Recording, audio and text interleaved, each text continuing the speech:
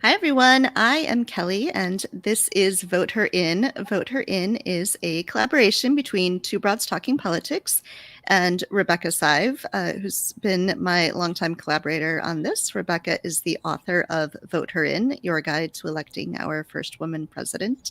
And I'm going to turn it over to Rebecca now, who will introduce our guest tonight. Hi, Rebecca.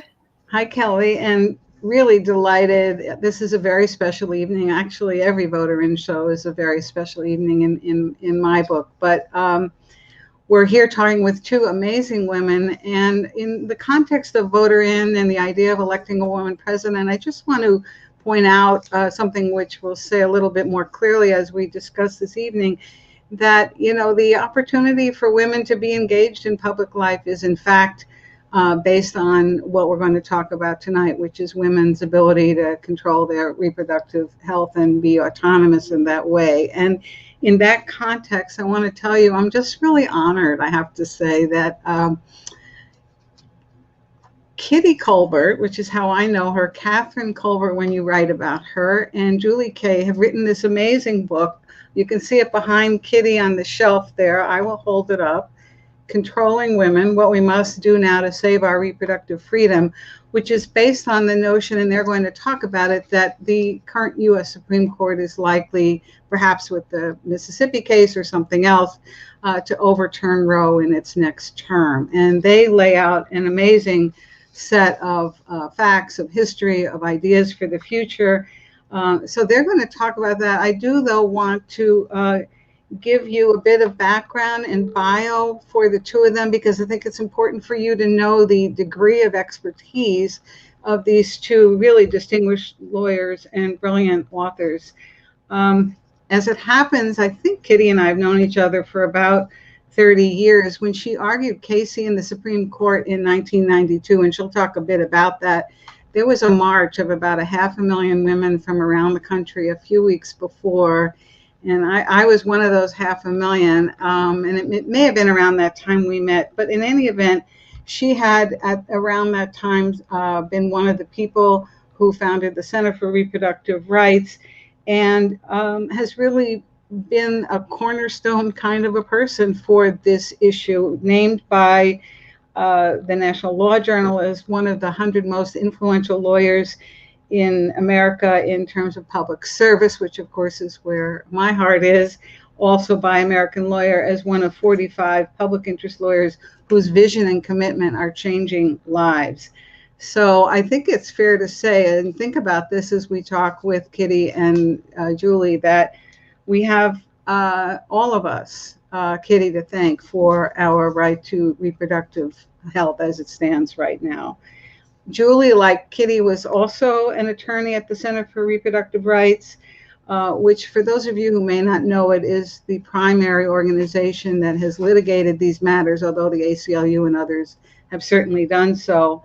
And it really importantly, and she's going to talk about this here as well, and it's talked about in the book, she was responsible for the first direct challenge, as she put it, laying the groundwork for legalization of abortion in Ireland, which had an absolute ban in the case ABC v. Ireland before the European Court of Human Rights. And I confess not to understand the import of all that, but that's what Julie is going to educate us about, and I'm looking forward to that. I think that, as I mentioned a moment ago, I want to just give you a quote here, and where Kitty, to contextualize what we're going to talk about, where Kitty and Julie sit is the same place I think many of us sit, which is that unless we have this right, we don't have much in terms of being able to live our lives as we ought to be able to. And so I found this quote, thanks to Kitty for correcting the attribution for me. I read that it was said by Justice O'Connor, and it didn't ring true, but I believed what I read, which was foolish. So it does come from a dissenting opinion by Justice Blackmun in another important reproductive rights case, Webster v. Reproductive Health, citing political scientist, feminist extraordinaire Roz Pachevsky. And here we go. The ability of women to participate equally in the economic and social life of the nation has been facilitated by their ability to control their reproductive lives. So that is our theme. So we're going to dig into the book and learn from Kitty and Julie about what we need to think about, what we need to know, and how we should keep on moving here. So to jump right in, I want to ask them if they would to give us basically an account, sort of the background of why they decided this was the time to write this book and get it out there. What was the trajectory of events that made it seem like this was the time to do so? So welcome, and if we can talk both about the U.S. and about the Irish experience, however the two of you want to divide it up, welcome and thanks for being here.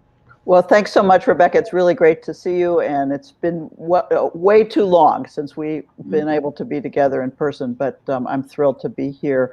Let me start by just saying that maybe it was the day Donald Trump was elected president, but certainly soon thereafter, it became very clear to all of us that the Supreme Court was likely to see new members who would be opposed to abortion. And I've said for years, arguing or litigating abortion rights is a lot like Sesame Street. You got to learn to count. The number that's key is 5. And currently on the Supreme Court, thanks to the additions that President Trump added, there are 6 votes of people who are against abortion. Now, some of them may only want to so diminish the right that on paper, there seems to be something left, others of which are perfectly explicit and are willing to say, overrule Casey, overrule Roe, send this matter back to the states, let the states do what they want, including the banning of abortion. And just to put that dire thought into reality, the first case that will enable them to do so will be heard in sometime this fall, probably October, maybe November.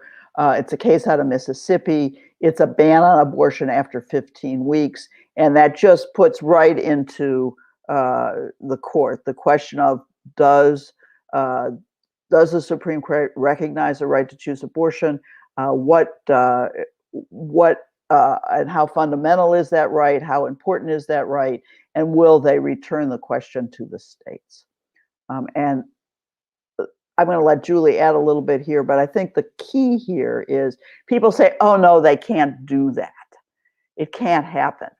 Well, we lay out in the book pretty convincingly that the court almost did so in 1992. In fact, in Justice Blackmun's papers, there is an opinion written by Justice Rehnquist overturning Roe and sending the matter back to the states.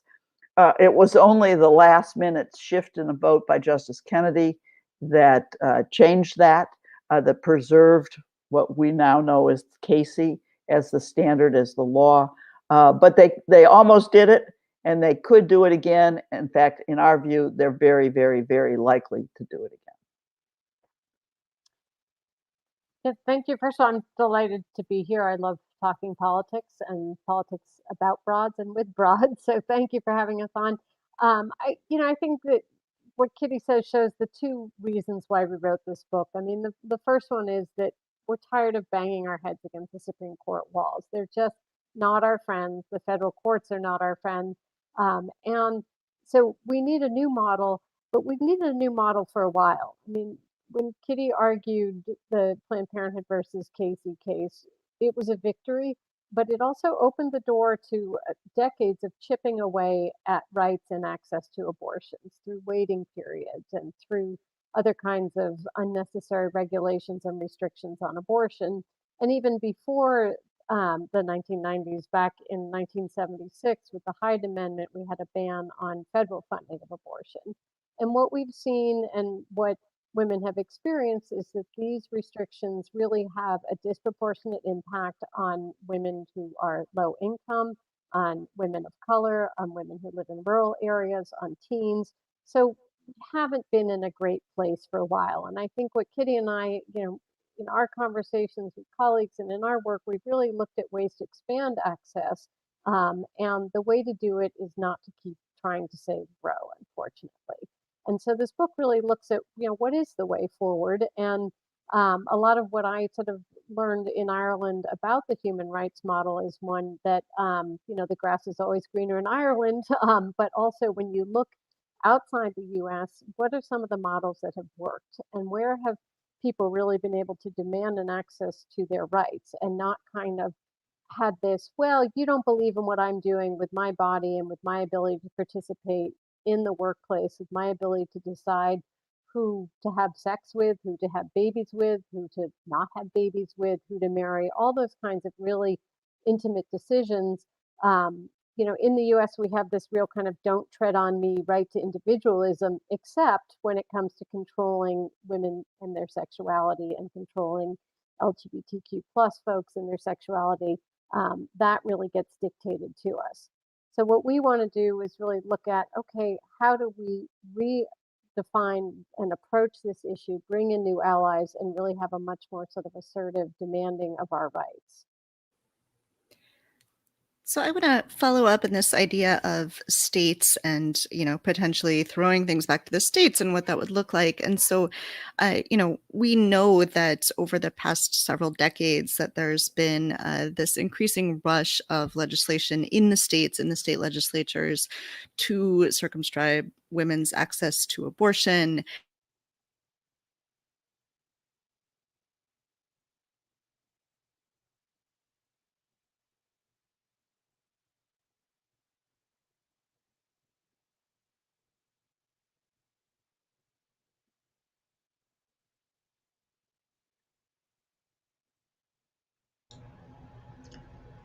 Kelly, can you hear us?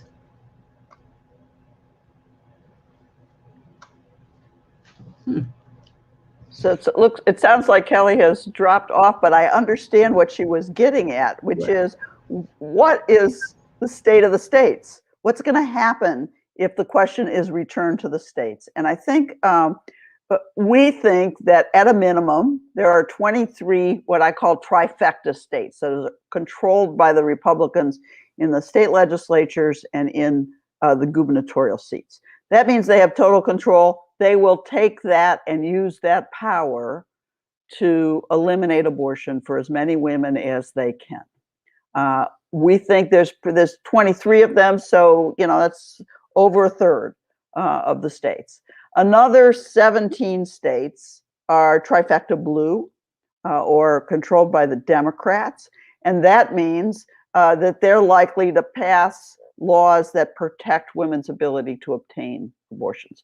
What does that mean geographically? Well, it means the South and the West, the mountain states are primarily anti-abortion, and you got the coasts and the Northeast, somewhat parts of the Midwest, in which women will have greater access.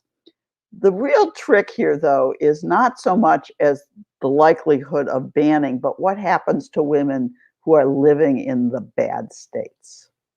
We'll get to what we can do about it, but what happens to those women? In the days before Roe, those women had illegal back alley abortions, and some died. Some lost their fertility. Some had, the inability to have babies in the future. It was a horrendous circumstance for those women. Today, I think we have a difference because of the availability of medical abortion, which is you're able to take a couple of pills and terminate a pregnancy. There are protocols that need to be followed. There are health, but women can do that on their own. They don't need to go to a back alley practitioner. It will, however, be a really important thing to be able to get the help that women need to where they are. And again, what I worry about is poor women, young women, that litany of people that Julie talked about, who don't have access now, will continue not to have access when abortion is banned. And for them, the lack of access is more catastrophic than it is today. And one of the things we've really focused on in looking at the book is what works. If you're in a blue state, you can create hubs and resources and access for women and for people who are traveling. If you're in a red state, it may look somewhat different. So we looked at a lot of different kinds of legislative initiatives, whether it was sort of an omnibus one or whether it was um, access to medication, abortion through telemedicine, those kinds of things. And then we also looked at the federal level in the long game because we are, optimists, sometimes begrudging, sometimes gray cloud optimists, but we really wanted to see what we could do with the federal constitution as well. And we wanted to look for a way of kind of supercharging it and really making this constitution modern and aware of the gender equity issues and race equity issues that play out to the abortion debate. So in the book, we discuss in depth what we call a gender equity amendment. And it's kind of modeled on the ERA, the Equal Rights Amendment, and that history and what the goals were there. And it really looks at kind of inserting a little bit more of a proactive human rights based approach to gender equity into the Constitution. And we don't map out the details of every line of what it would look like, but we talk about a lot of different models because we think that this is something that, the pro gender equity, pro choice, pro women's rights movement needs a long term plan. We need everyday action, and we have a lot of steps that people kind of get up off the couch and do what works for you. And then we also need to really, get to a place where the legal system is our friend and is a way of asserting these kinds of rights that we need to participate in life. When I was reading the book and I came across this amendment proposal that you lay out, I actually wrote it out here. And I wondered if you could talk a bit about, specifically about the language and the way you constructed this notion of an amendment that really relates to all aspects of, women's health, women's reproductive health, their role as mothers, their role as, sex partners.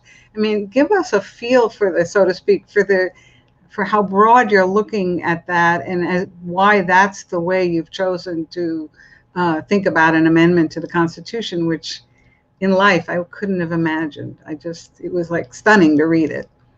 Well, it's interesting, Rebecca, because we started talking about a constitutional amendment when I was at the ACLU back in 1992. So this is an idea that I've been playing with for a long time. And one of the things that we have really seen in recent years is how the rise of social movements like the LGBTQ plus movement, like the Black Lives Matter movement, has really focused and changed how we think about social justice. It's a much more broad-based approach that utilizes all of our energies across disciplines. And it seems to me that the point of our book is that the question of abortion, the question of reproductive freedom is not just about the medical procedure of abortion, but it's about controlling women, it's about misogyny. And until we're able to, and it's about controlling who you have sex with. And that affects other social justice movements as well, very radically, the LGBT plus community. So I think what we're saying is any amendment that we work so hard to get, it could be 50 years to get there, ought to be inclusive of everything we want. One that involves racial justice, one that involves lesbian and gay rights and trans rights, one that involves rights for women, not just to have one medical procedure, but rights of women to be equal within our society as a whole.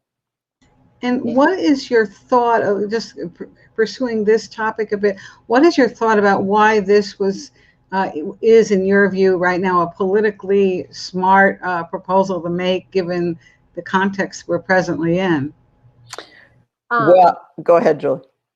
I mean, to be trite, the best defense is a good offense, but I think we need something proactive. We need something that's much more contemporary with where we are in our lives, that's much more demanding of our rights. And when you look outside the United States and you see, we're one of 4 countries that in the world that has not signed the Convention for the Elimination of All Forms of Discrimination Against Women. I think we're down there with some very anti-feminist countries, and we need to sign it, we need to ratify it, and we really need to look at what does the government have to do to get us to this basic level where it's safe to have a baby in this country.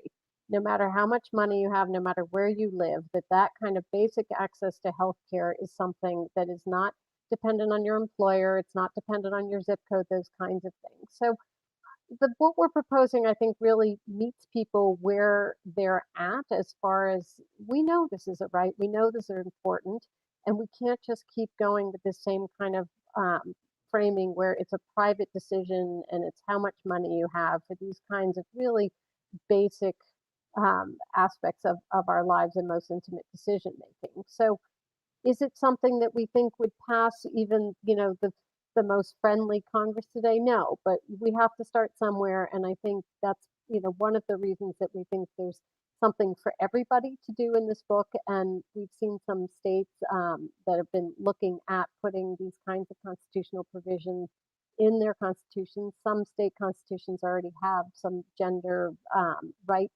clauses in them, but we're really looking at models worldwide at the state level in the US as well. And we want to dream big for this and be audacious. Let me just say, our opponents had a 50-year plan that they started in 1973 and is today coming to fruition. And it seems to me, if the courts aren't our friend, if we cannot depend on the Supreme Court to preserve our liberties, we need a 50-year plan. And part of that is a long-term plan, and part of that is what can we do tomorrow? And we've got to do all of those things. And I think the bottom line in all of this is you don't get anywhere in this country without political power. Rebecca, you know this better than anyone. You've been writing books about political power for women. And that's what this is about. We need the political power to enact legislatively many of the solutions we list in the book. But we can't do that unless all of us are committed to making change in whatever way we can. So one of the things about a 50-year plan is thinking about the next generation. And so I am a mom of boys, and, I always assumed I'd be a mom of girls and would be raising strong feminist girls. And I had boys who are wonderful. But I wanted to talk about raising feminist boys and the things we should be thinking about as we're teaching this next generation, not just in helping our girls think about these issues, but in helping our boys think about these issues as well. And I wonder if you could talk about that. Well, Kelly, you kind of gave me some warning about that question. So I emailed my son, who is 36, and said, what was the magic sauce in raising? And he said, well, it just was he took it for granted. He said, when you have the Tampax on the toilet, those are just the things that it's part of everyday life. And I'm very proud of him. And he is definitely a feminist. But part of what I think is so important and what we talk a lot about in the book is these issues are about gender equity, which means that both men and women have to change how we view the family, how we view our roles in raising children, how we view whether or not to have children. And those families aren't the traditional, mom, dad, and Ozzie and Harriet anymore. I mean, I'm a lesbian. We had two children. My wife and I had two children, 36 years ago. That was a long time. But today that happens all the time because the notion of family is changing. And I think we need to really think seriously about how we help boys understand that they can do anything they want, even if it's not the traditional thing. That is, they can be ballerinas too, right? They can dress up and the point is we need to have a new look at what gender means and make sure that both boys and girls understand that when you limit particular roles in particular ways, you harm both the girls and the boys going forward. And I think, we've learned a lot about allyship, especially in the past few years. I mean, we've learned as a white person, I've learned how can I be an ally to people of color, and what does that mean? What's my role in that? When do you speak up? When do you shut up? When do you protest? When do you support? And I think what we need to do in the reproductive rights movement is very similar to what we've seen with the LGBTQ plus campaign around marriage equality that Kitty and I look at a lot in the book, as well as the Black Lives Matter activism of how do we speak to people and form coalitions and really take on each other's issues and be real partners. And I think that applies to everybody in gender equity. As Kitty said, gender stereotypes are harmful for everybody. I think I've been really excited to see people who are really pushing at the edges of the gender binary, because I think that serves all of us. And I grew up on Free to Be You and Me.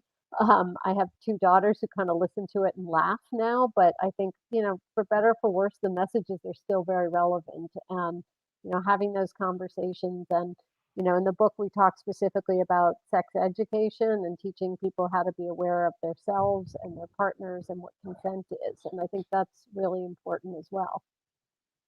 So when you speak about coalitions, and of course this gets to the heart of one of the primary concerns we have here, which is women's political power specifically, and Kitty alluded to that before, I'm wondering what your thoughts are specifically about, if you were talking with the women who are considering running for office, the women who are now in office, what kinds of strategies and tactics would you like them to consider to sort of further this, notion that you're talking about in this constitutional amendment in particular? Well, somebody suggested we send a copy of the book to every woman state legislator, every pro-choice state legislator. We're hoping we can do that.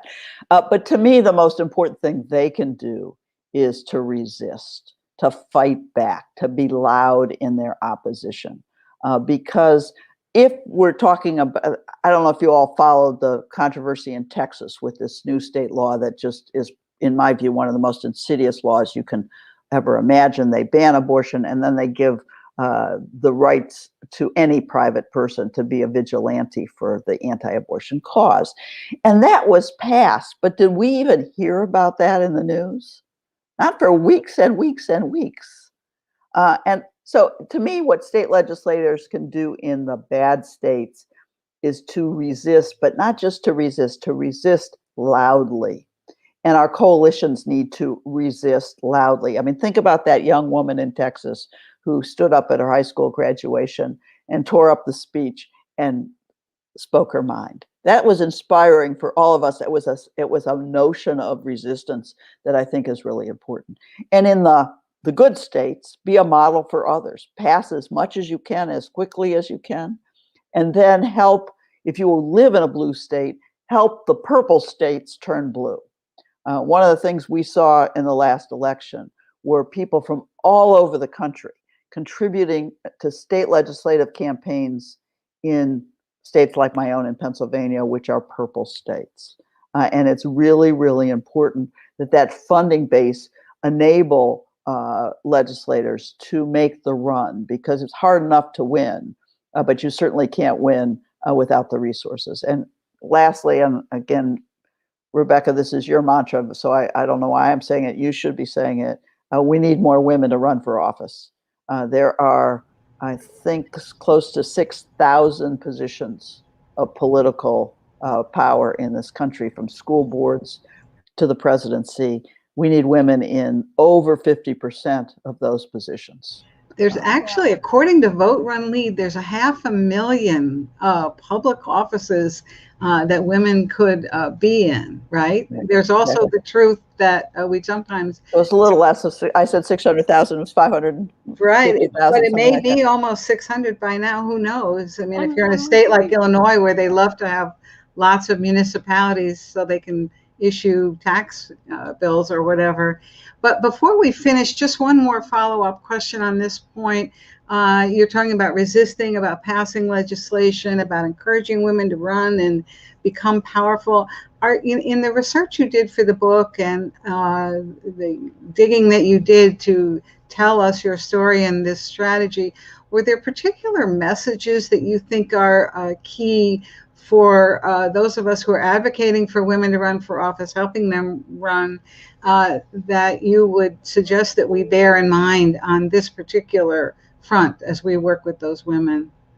Yeah, I mean, I think what we keep seeing over and over is these issues are winning issues.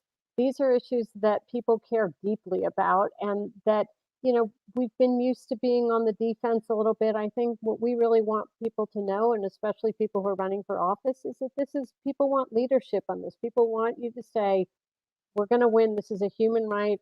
We want access to health care. We want to make the decision whether to have an abortion or whether to carry a pregnancy to term and start a family. And we've seen so much success with a lot of the women of color who have come into office. And we talk a lot in the book about the Hyde Amendment, the federal ban on funding, and how that was really the whole game changed on that when Black women started speaking up and saying, this is harming us, this is unfair, this is disproportionately aimed at women of color and low income women. And the more we can be sort of outraged about things, the more we'll be heard. And, the numbers are there, the support is there. And it really is the human rights issue of our time. Right. And I would just add is too many people today think save Roe, save Roe, save Roe is the strategy that we should continue down. We can't. We got to change tactics. We need to make sure that we find our liberties in other venues, state legislatures, in Congress, in the political process, in culture, but no longer in the federal courts. So on that note, and there's lots more to talk about, I'm going to hold up this book again and tell everybody that find a way to get a hold of it, share it with your girlfriends, share it with the other women that you're organizing with. There's just so much here that we need to think about, and Kitty and Julie have just begun to share. So we want to end on the note of yes, we can, right? Yes, she can, and to join together so that the death of Roe, so to speak, is not the end of the road for us. It's just the beginning of a whole new way of being. So Julie and Kitty, thank you so much. I want to just turn to Kelly so she can give some parting words as well. Yes, thank you. This, I think, is really inspirational in thinking this way. I think you're right that this idea of just save Roe is not enough and would be far too depressing when Roe collapses. So I'm so glad to be thinking about sort of what is beyond that. So thank you. Thank you both so much. Thank you so much. It's great to be here. Thank you.